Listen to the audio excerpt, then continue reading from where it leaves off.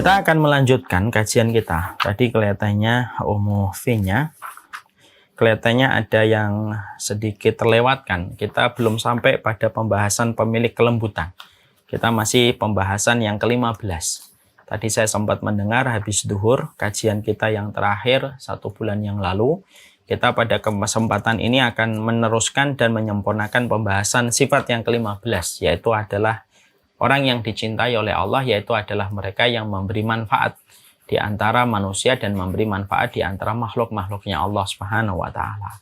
Dan kita ada 2 sifat yang akan menjadi penyempurna pada pembahasan kita pada karakteristik kita yang ke-15.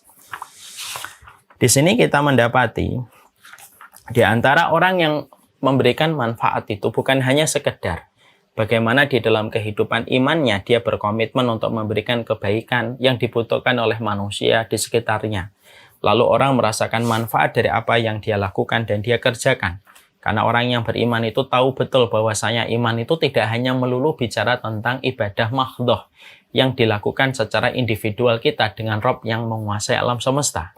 Tapi orang beriman juga memahami bahwasanya jalan keimanan itu juga melulu menyampaikan kepada kita supaya apa yang kita sampaikan, apa yang kita perbuat, aktivitas yang kita pilih pada kehidupan kita adalah memberikan manfaat kepada orang.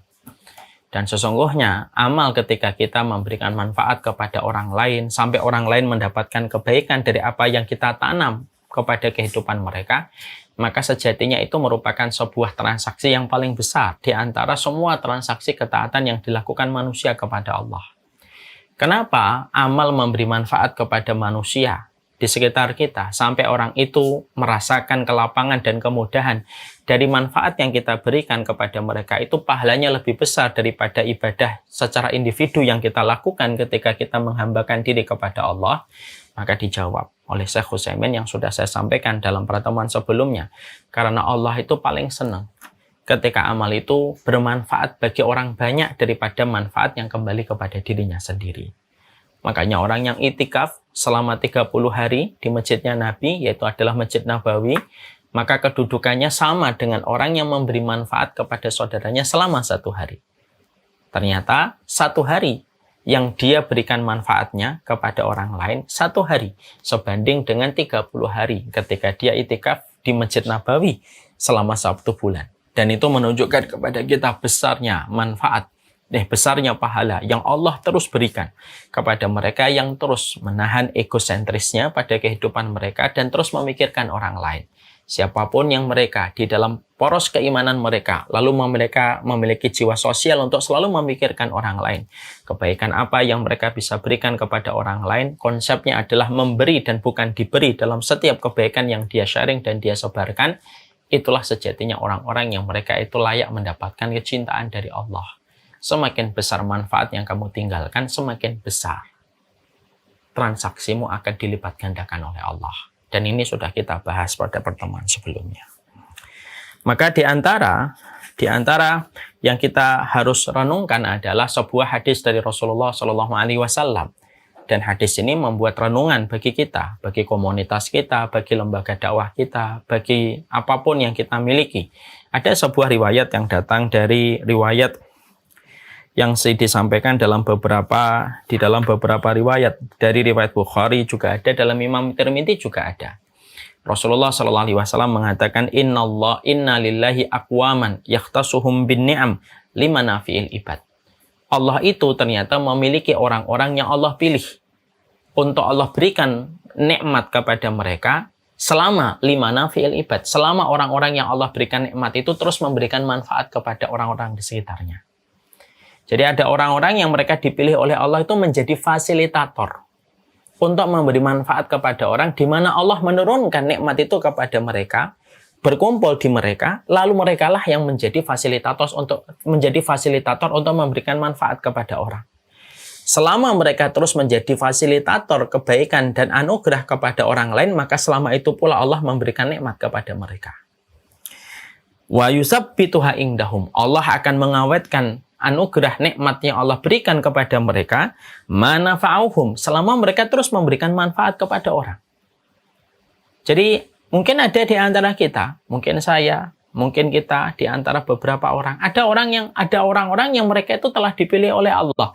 Saya berikan kepadamu kelebihan, saya berikan kepadamu rezeki, saya berikan kepadamu anugerah dari karunia yang aku limpahkan kepadamu selama lima nafi'il ibad, selama kamu terus memberikan manfaat dan menjadi fasilitator kebaikan itu kepada orang banyak.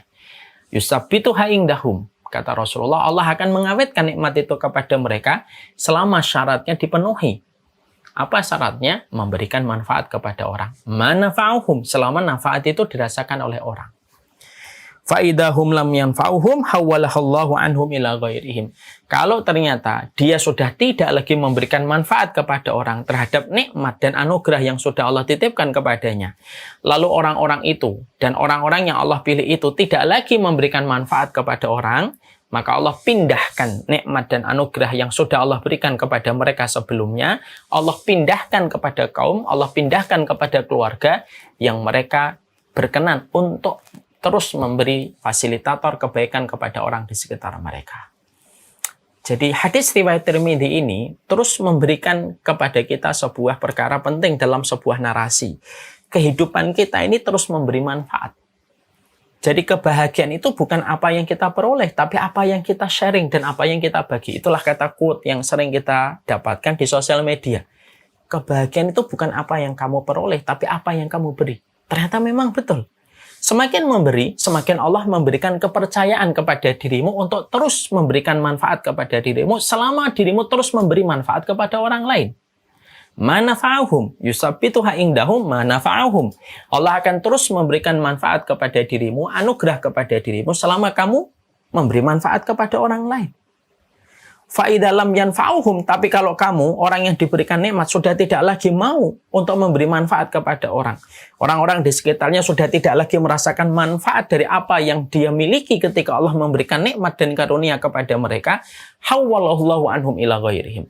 Maka Allah mencabut nikmat, Allah mencabut anugerah. Yang dulunya Allah pilih mereka untuk diberikan karunia itu, Allah pindahkan kepada kaum yang lain yang mereka berkenan untuk memberikan manfaat ketika mereka dipilih menjadi fasilitator manfaat kebaikan kepada orang di sekitar mereka.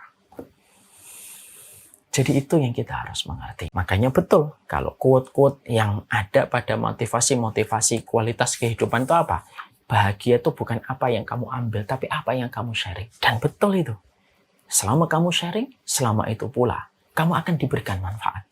Tapi selama kamu tidak kemudian memberikan sharing, maka mudah bagi Allah untuk mencabut apa yang telah Allah berikan kepadamu sebelumnya.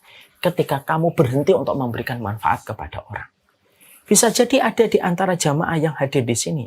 Di Zoom ada 325, di live IG hampir 500-an lebih.